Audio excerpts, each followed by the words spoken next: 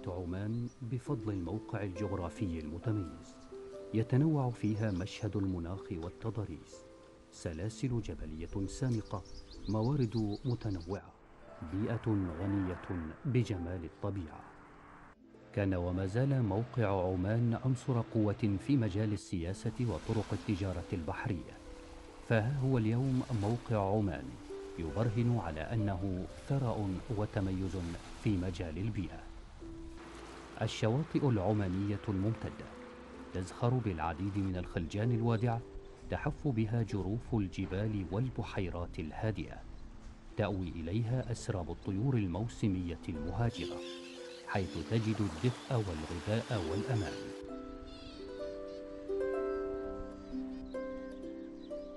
لذلك فإن الطيور التي تكون موجودة في عمان خلال موسم الهجرة تجمع خليطا رائعا من مختلف القارات، والتي تعد هدفا للعلماء والمختصين في دراسة الطيور.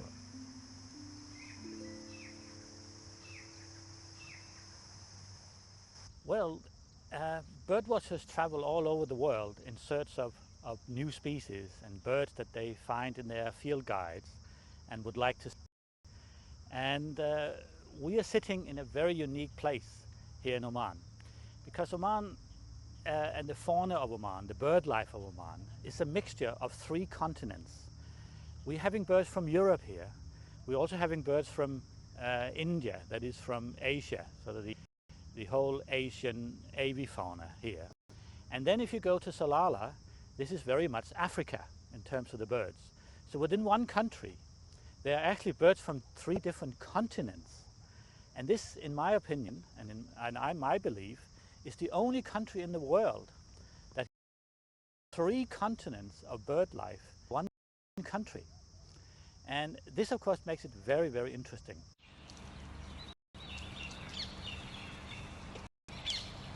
تشير الدراسات هناك 470 نوعا من الطيور في عمان، 8 مقيمة على مدار العام، والباقي يزور السلطنة خلال مواسم الهجرة في شهر أبريل ومايو وسبتمبر وأكتوبر من كل عام. منها أنواع الطيور التي تتواجد في الحدائق والمزارع.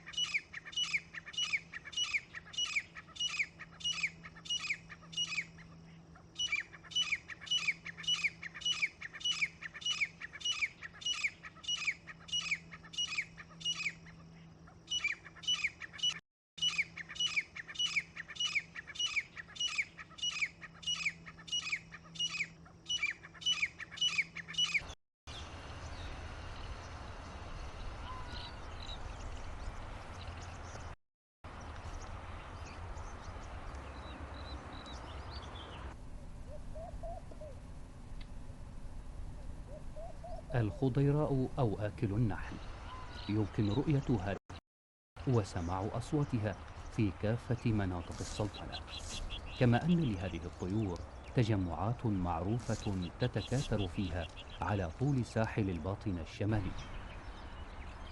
يحفر الوروار عشه على شكل نفق في ضفاف الأودية. تقتات الخضيراء على الحشرات خاصة، إلا أن طعامها في عمان يتكون بشكل رئيس من الزيز أو الصروف فراشات.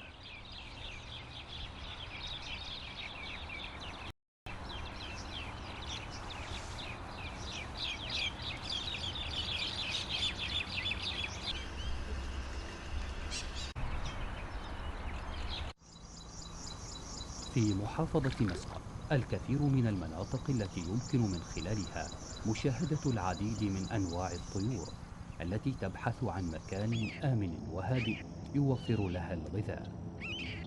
هنا في بحيرات المياه في منطقة الأنصب في ولاية بوشر، حيث الفائض من مشروع معالجة مياه الصرف الصحي النظيفة، تتواجد أنواع الطيور مثل عقاب المستنقعات والطيور المخوضة مثل البط والبلشون ودجاج الماء.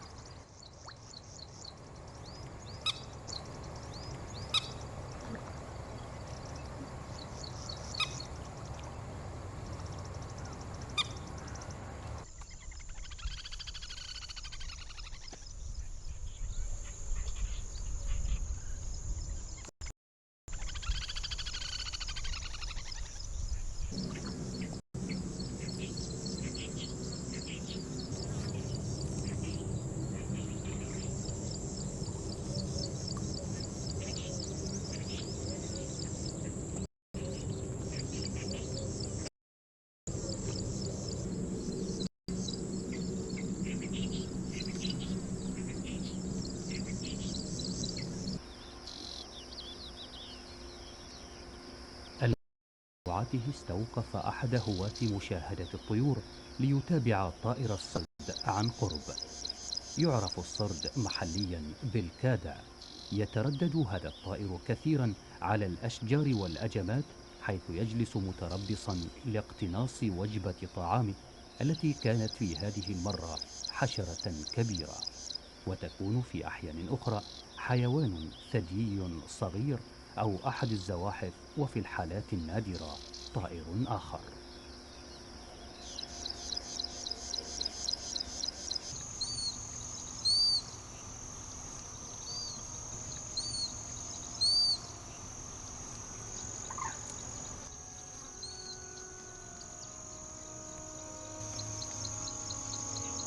الغاق الكبير من الطيور التي تتردد على البحيرات ويقتات على الأسماك التي يطاردها تحت سطح الماء، ويعيش إما منفردا أو أسرابا.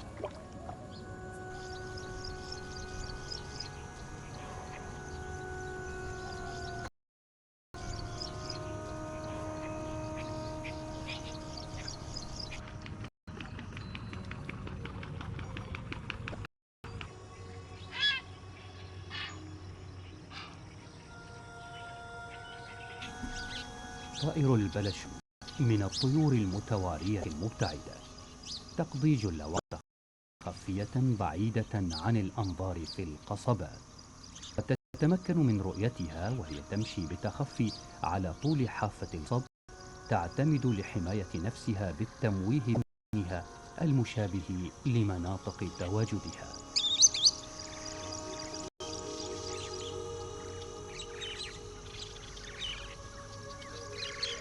تعتبر قرية سنوب في محافظة مسقط أهم موقع تتواجد فيه العقبان والجوارح، حيث تتواجد مجموعات كبيرة من النسور، بالإضافة إلى الطيور الرخمة التي يمكن مشاهدتها فوق التلال والجبال.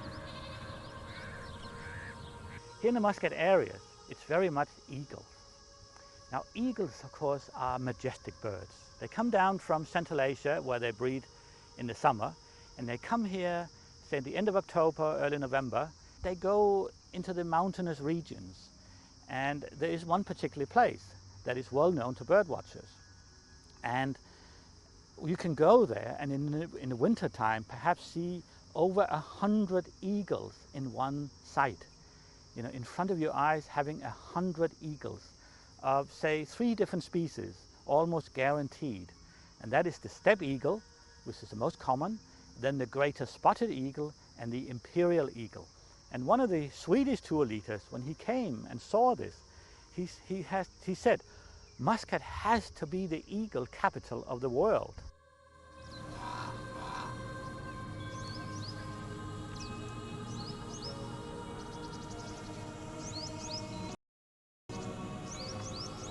حيث تستضيف عمان ما لا يقل عن 10 أنواع من النسور من أكثر ذوات الريش قوة ورهبة. وقد ظلت النسور على مر الزمان مثار إعجاب الإنسان.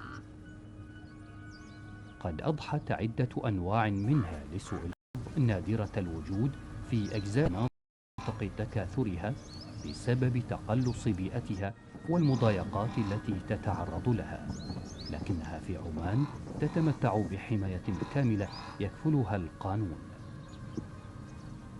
تتطلب مشاهدة النسور والتعرف عليها بين أنواعها مهارة فائقة، فهي من أكثر الطيور التي يصعب التفريق بينها والتعرف عليها، ويعزى ذلك إلى التنوع الكبير في ريشها وتغير اللون. فالفترة بين التبقيس لنموها تمتد إلى 7 سنوات حسب فصيلة النسر، وهي مدة قد يصاحبها تغير كبير في لون الرأس. ولا يختلف مظهر الذكور عن الإناث، سوى أن الإناث تكون أكبر حجما وأكثر قوة من الذكور. كما أن أكبر أنواع النسور تواجدا في عمان النسر مطوي الوجه. يوجد هذا النوع بين الجبال وعلى المنحدرات الصخرية، يحلق في الجو ساعات طويلة سعيا وراء جيف الحيوانات التي يقتات منها.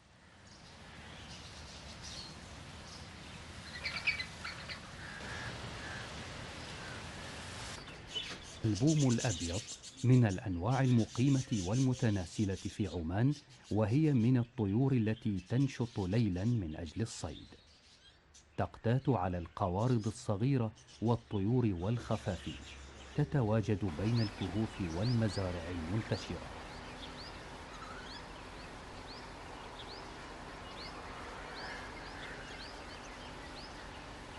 يعتبر البوم من الطيور الليلية النظيرة للعقبان والصقور، فعين البوم التي حدتهما حدة البصر البشري ب50 إلى 100 مرة تميز الأشياء في الظل الخافت.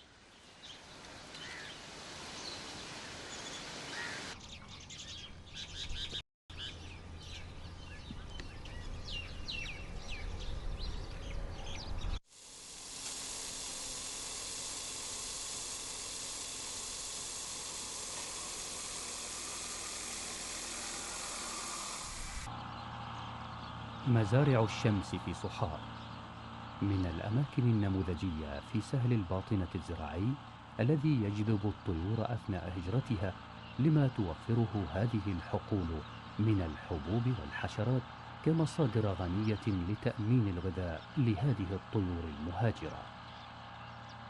أبو قردان أو بلشون الماشية يعثر على النوع بين النباتات، وهو يصطاد الحشرات في الحقول أثناء الحرث، ويمشي بين البهائم التي يحل عليها، ويعرف بصديق الفلاح.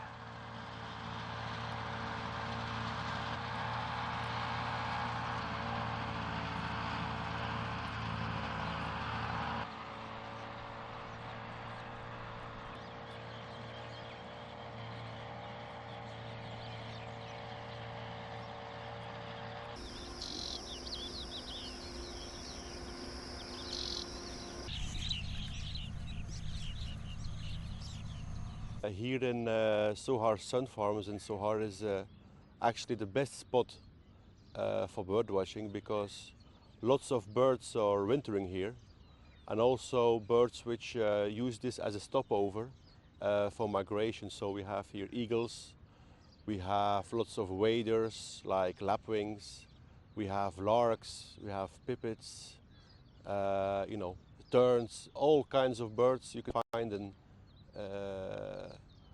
you know, all your bird guide you can find here, you know. Really, really diverse, and those birds are attracted because there are lots of insects here, lots of food. So that's why we travel, especially from Europe, which is an 8-hour flight to Muscat.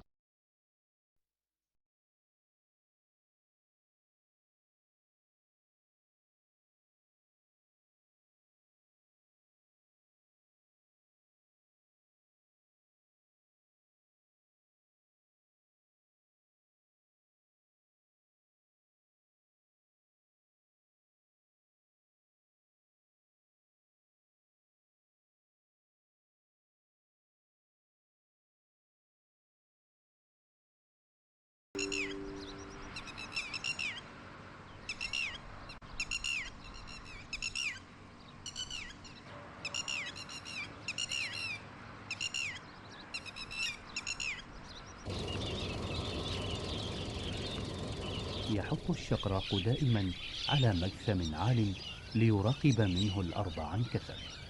يبدو الشقراق إلى حد ما قاتم اللون عندما يطوي جناحيه، لكن اللمعان الذي باللون الأزرق الفيروزي في جناحيه عند الطيران يجعلانه من أغنى الطيور بالألوان في عمان. أما الشقراق الأوروبي فهو مهاجر عبر عمان، حيث يزورها مرتين في العام، ولون هذا الطائر أزرق بظلال فاتحة.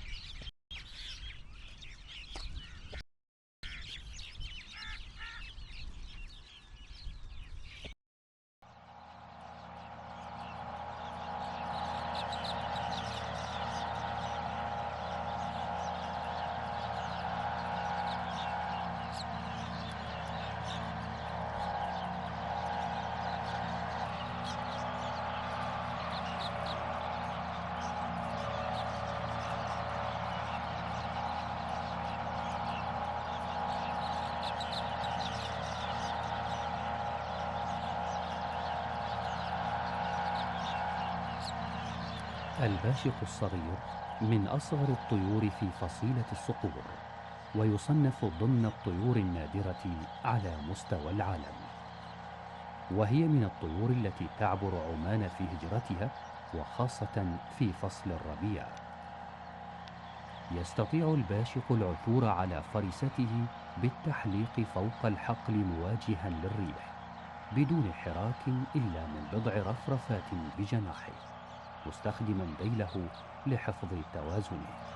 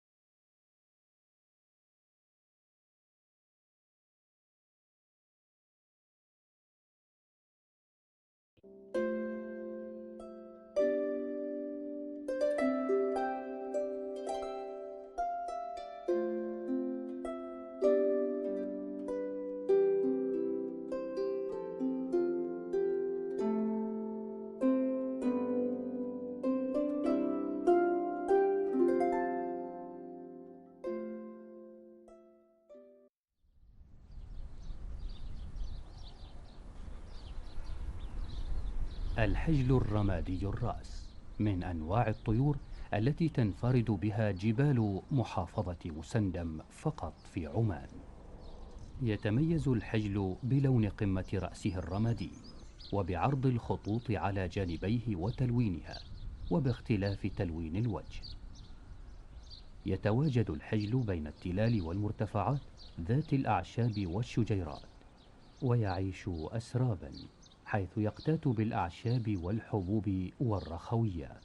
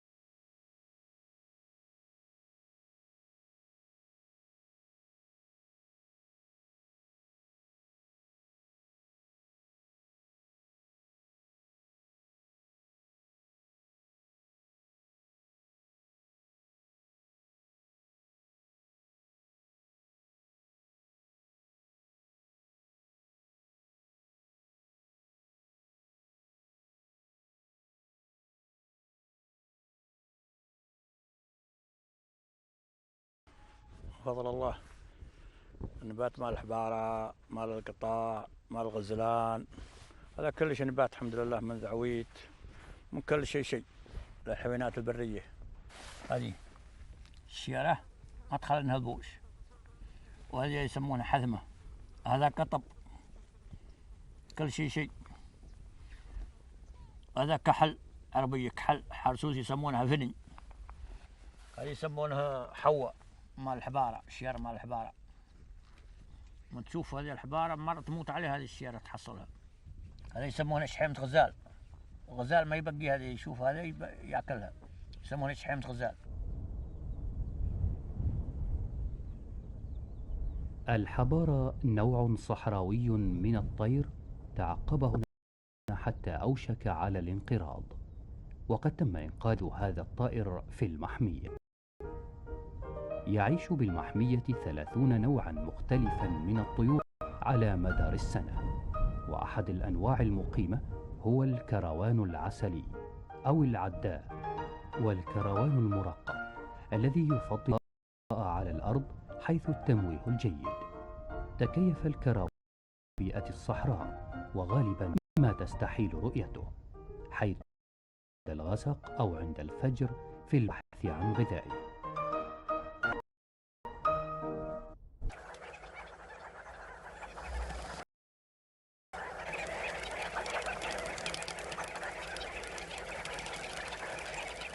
طيور القطا بأنواعها المختلفة يمكن مشاهدتها وهي ترد الماء في الصباح لتنقله إلى فراخها الصغيرة.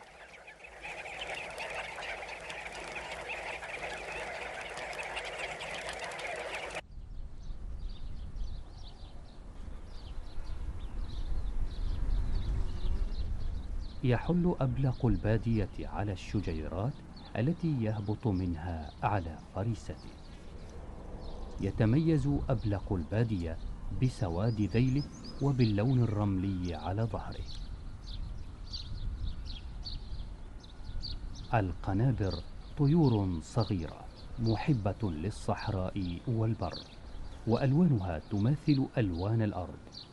يتراوح شكل المنقار بين الطويل المسنن والمخروطي. تتميز هذه الفصيلة بصوتها المميز.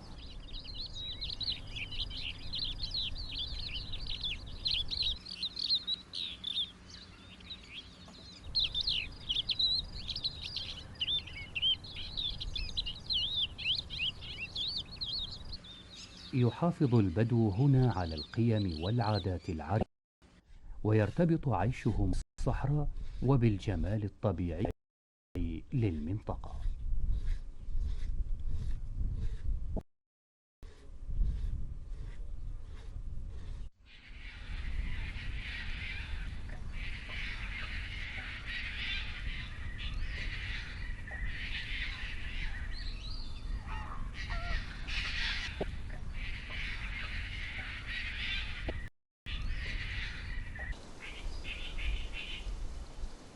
الرفراف طائر جميل بديع الألوان، يقضي جاثما بلا حراك فوق غصن يراقب المياه بحثا عن طريق، وما أن يلمح سمكة في البركة نراه ينطلق غائصا كالسهم في المياه.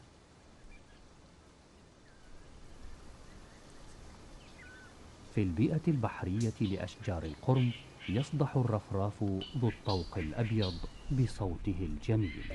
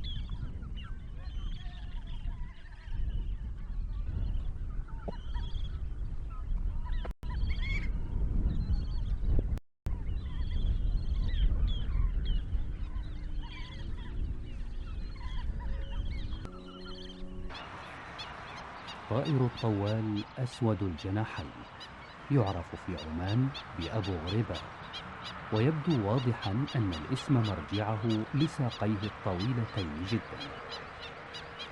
تصدر عنه صيحات عالية ومثيرة بصورة دائمة.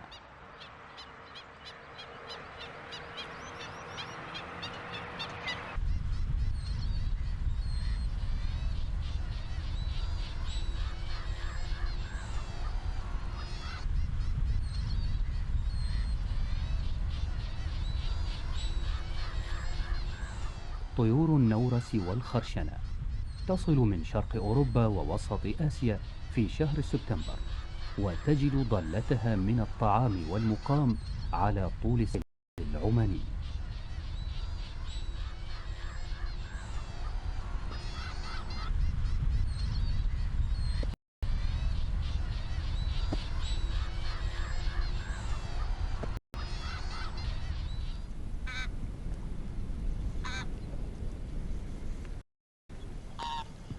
يعرف النحام محليا بالبنغور، وقد تكون محظوظا إن قيض لك أن ترى دربا كبيرا منها يطير في الفضاء على امتداد الساحل لجمال المنظر الذي أمامك.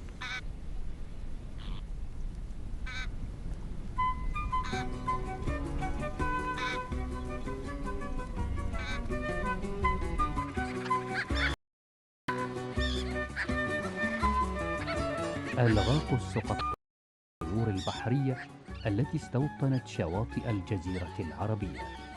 وكم هو جميل منظرها وهي تمرح في حركات مثيرة للصيد. محمية جزر الديمانيات الطبيعية تقع شمال محافظة مسقط. تتميز الديمانيات بطبيعتها البكر ومناظرها الجميلة الخلابة. والديمانيات هذا المكان الوحيد المعروف لتعشيش طيور العقاب النسري في محافظة مسقط.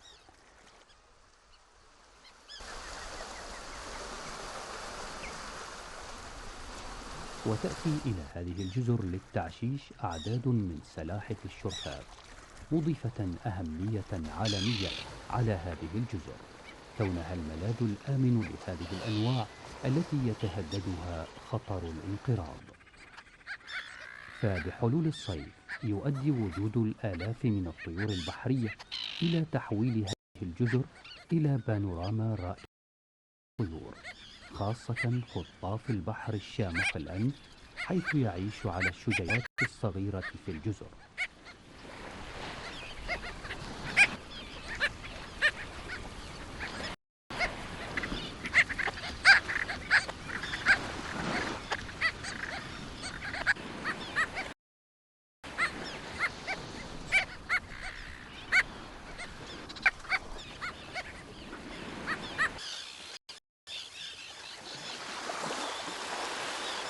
بهذه البيئة البحرية النظيفة ستظل أصوات الطيور تصدح للأبد، وهي تصطاد من شواطئ عمان الغنية بالأسماك والأحياء. وقد وفرت لها القوانين والتشريعات في مجال البيئة الحماية والأمان أثناء زيارتها لعمان، كما وفرت لها البيئة العمانية الدفء والغذاء لتحلق آمنة في سحابة تغطي الأفق.